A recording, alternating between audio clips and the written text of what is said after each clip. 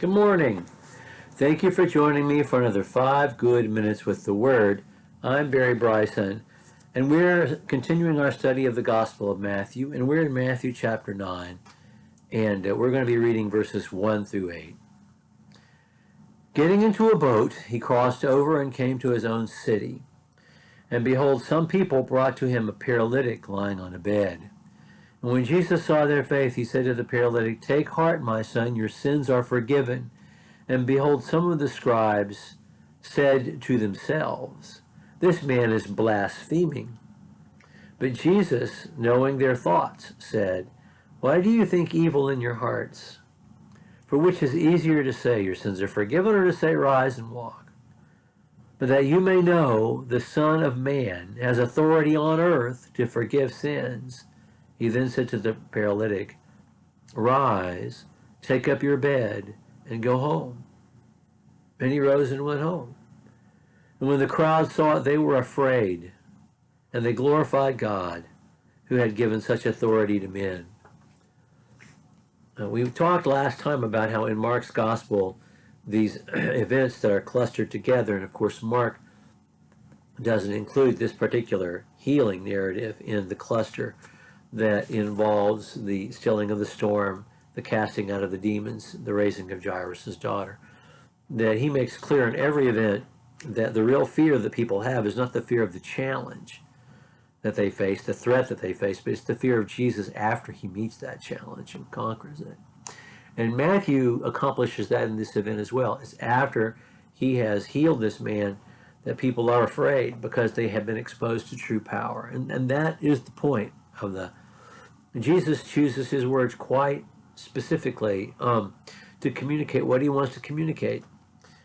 It is not true, and Jesus did not teach that people he healed needed healing because they were sinners. In fact, he says quite the opposite in John 9. But in their minds, in their categories, in their prejudices, they assumed that bad fortune happened to people because God was punishing them.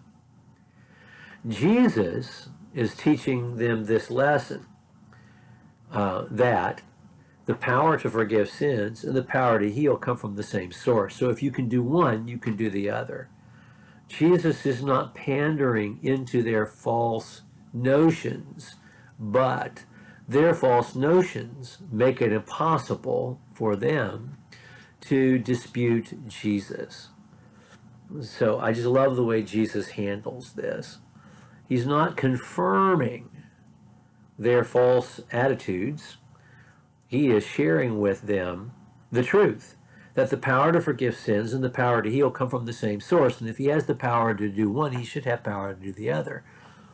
But their own preconceived attitudes make it impossible for them to dispute what Jesus has said. It's just a genius chess move with these scribes. And of course, the scribes are the experts in the law. I mean, they're the ones who know. They're the ones with PhDs. They're the ones who have counted every letter in the text. I just love this passage so much. I love that Jesus says, "Take heart, my son, your sins are forgiven." I don't know if he was a young man, but Jesus refers to him as his son. And in the next episode, he's going to refer to the woman who has the hemorrhage as his daughter, which is going to be key, because we're going to talk about Jairus' daughter at the same time, because the one miracle is embedded in the other. And so we have a balance here in Matthew's narrative. We have son and daughter in these two consecutive miracle stories. I also want us to notice that the crowds glorify God, who had given such authority to men. There's a real misconception, if I'm reading this properly, in what the people are perceiving. So kind of the subtext of all this are the people's misconceptions. They do understand the truth of what Jesus said, and they understand that the source of the power is from God, but they're not prepared to think of Jesus as divine just yet. So anyway, we're going to pick up next time with the raising of Jairus' daughter and the healing of the woman with the perpetual hemorrhage, with verse 9 in chapter 9. Thank you so much for joining me for another 5 good minutes.